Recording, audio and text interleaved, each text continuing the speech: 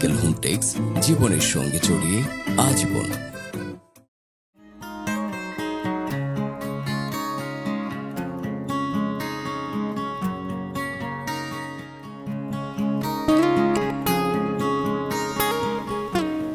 আপনি নিতে চাচ্ছেন?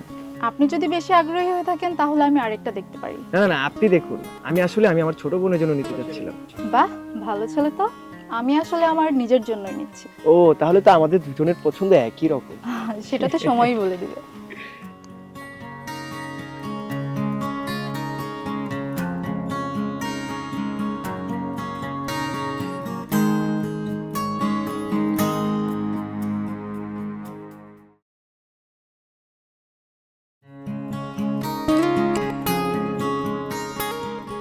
ও কি, আবার দেখা হয়ে গেল? হুম, কাকতালীয় নাকি ভাগ্য?